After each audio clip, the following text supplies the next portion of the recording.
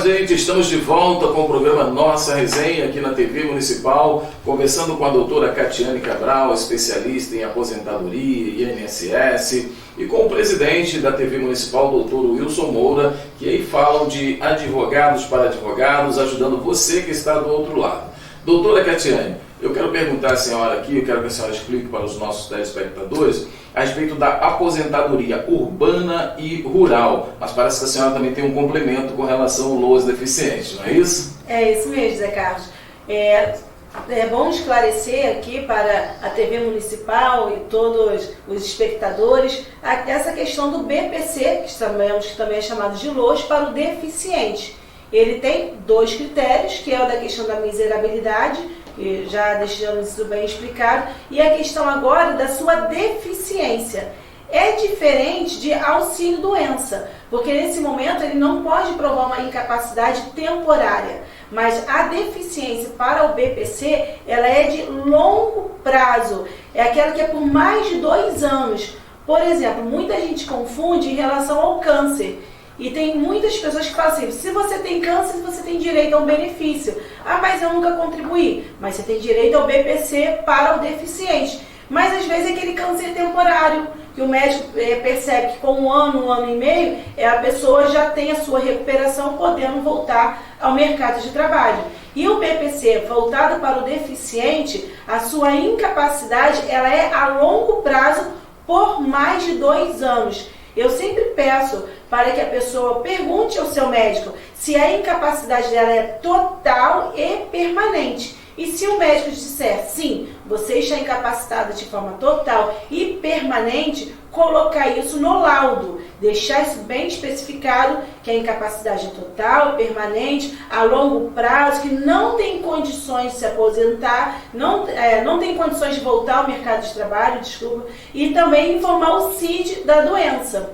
Porque nós sabemos que assim, é um quadro que está irreversível. Se tem condições de voltar, se tem condições de se recuperar, nós não conseguimos o BPC para o deficiente. Muito bem, vamos falar então da aposentadoria urbana e rural agora. O doutor Wilson já vai entrar nessa pergunta aqui para trocar com a doutora. Mas eu gostaria de ouvir da doutora, para os nossos telespectadores, como é isso, como funciona a aposentadoria urbana e rural.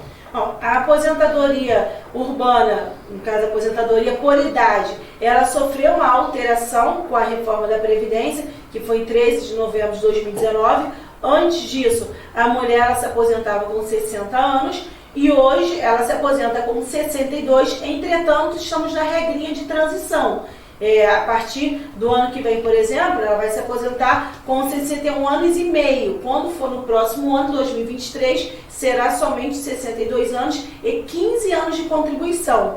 Já o homem, 65 anos, e com a reforma também será 20 anos de contribuição, o que se exigia somente 15 anos. Algo que eu quero observar muito para a aposentadoria por idade, Zé Carlos, é a questão da carência. O que seria isso? Contribuições pagas em dia. Qual é a diferença disso? Se eu vou me aposentar por tempo de contribuição, o que tinha antes da reforma, e hoje nós ainda estamos nessa época de regra de transição, por exemplo, eu, Catiane, mulher, precisaria de 30 anos para me aposentar. Esses 30 anos, se nós dividirmos em 2 blocos, nós temos 15 anos e mais 15 anos. Esses 15 anos, que é igual a 180 contribuições, eu tenho que pagar em dia. Ou seja, se eu pago um carnê e ele vence dia 15, se eu pago dia 16, eu paguei fora do dia. Os outros 15 anos que complementam os 30 anos, pode ser atrasado. O que acontece na aposentadoria por idade? A pessoa está lutando para ter aqueles 15 anos. E às vezes ela paga de forma errada. Hoje é dia 15, choveu, não quero ir pagar, vou pagar amanhã dia 16. Ela conta como tempo, mas não conta como contribuição. E o que acontece muito é que as pessoas não têm esse conhecimento, pagam de forma errada, e isso, não contando, a pessoa não consegue se aposentar. Então, uma grande observação que eu gostaria de fazer dessa aposentadoria por idade, para as pessoas se atentarem quanto à carência. E principalmente os contribuintes facultativos, aqueles que são chamados baixa renda. Antes de você pagar os 5%, que é muito interessante, as pessoas veem às vezes uma contribuição de 11% e não tem condições, poderia pagar 5%?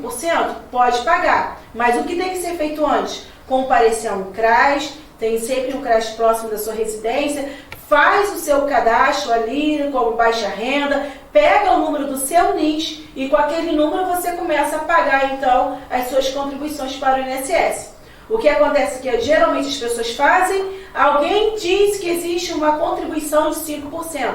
Ele para de pagar 11% e começa a pagar os 5% sem ter ido ao CRAS, sem ter feito o cadastro dele. O que acontece, Zé Carlos? Essas contribuições não são validadas e não são contadas. É um tempo perdido, doutor? É um tempo perdido. Interessante, né? Ele até conta como tempo, mas não vai contar quando você precisa só dos 15 anos. Tem uma regrazinha interessante aí, doutor Wilson. Olha, eu vou até voltar ao primeiro assunto, rapidamente, porque nós falamos no BPC, mas antes de procurar um advogado, passe no CRAS. Faça no CRAS, traga esse relatório socioeconômico, que aí facilita a vida do advogado e é necessário também no pedido. Mostrar que realmente é hipossuficiente econômico, como? Pelos dados que vai estar no documento público. E também, agora a gente falando de aposentadoria, a urbana, o trabalhador urbano tem uma vantagem. O trabalhador urbano, ele tem o CNIS, o Cadastro Nacional de Informações Sociais, que tudo que você contribuiu vai estar lá. A data que você pagou vai estar lá. Então, nós vamos observar o CNIS, né? E a doutora já explicou bem aqui, para você ter os 15 anos e ter a idade mínima e 15 anos de contribuição, 180 contribuições para ter esse direito à aposentadoria por idade. Mas aí vem o outro lado, e o segurado especial, o agricultor, o pescador artesanal, e aí, como que ele faz? Ele não tem CNIS, ele não contribui, ele não tem nada no INSS, né, que demonstre, mas ele tem que juntar documentos que demonstrem atividade rural pelo mesmo período do urbano, os 15 anos que nós estamos falando. Só que uma diferença, o contribuinte rural, ele é especial, ele não precisa ser contínuo, ele não precisa ter documentação contínua como o urbano. O urbano é contínuo, né? Vai demonstrar lá, mesmo com alguns espaços que ficaram. Mas o rural não, o rural ele deu entrada no INCRA para uma regularização fundiária, é um documento oficial. Ele tomou uma multa do IBAMA porque desmatou alguma coisa, é ruim para ele, mas é um documento oficial. Ele fez algum processo em algum órgão do Ministério da Agricultura, alguma coisa, é um documento oficial. Ah, mas eu não fiz nada disso. Quando o cidadão casa, ele tira uma certidão de casamento. Essa certidão de casamento, alguns cartórios colocam a profissão dos nubentes. Se for agricultor ou lavrador, se enquadra. Grande perigo. A maioria das mulheres colocam do lar. Ah, mas eu morava na roça, mas sua certidão de casamento é do lar. Do lar não é rural. Aí existe uma diferença do lar e rural? Sim, é diferente? É isso? Sim. É importante também. Aí você tira. Aí teve filhos. Tem cartórios que colocam a profissão dos pais. Se botar lá lavrador, agricultor, é um documento oficial, um documento público. A pessoa mora numa área rural, uma área de sítio, tem um posto de saúde de área rural. Ela pegou aquela cópia do prontuário médico de posto de saúde de área rural, é um documento oficial. O filho estudou numa escola pública rural. A declaração ou o histórico escolar é um comprovante oficial. E aí nós vamos assim, notas fiscais, você agricultor, amigo agricultor, toda vez que comprar o arame, a semente, guarde essa nota fiscal. Essa nota fiscal é documento para a sua aposentadoria. Muito bem. Entendeu? Então, eu juntei esses documentos e com os documentos pessoais, comprovante de residência, vai dar entrada administrativamente no INSS. É o funcionamento. É segurado especial. Ele tem mais dificuldade para juntar documentos, mas ele tem a facilidade que ele não precisa pagar a contribuição. Ele só tem que provar que ele vive e que sua atividade principal é uma atividade da atividade rural. Muito bem.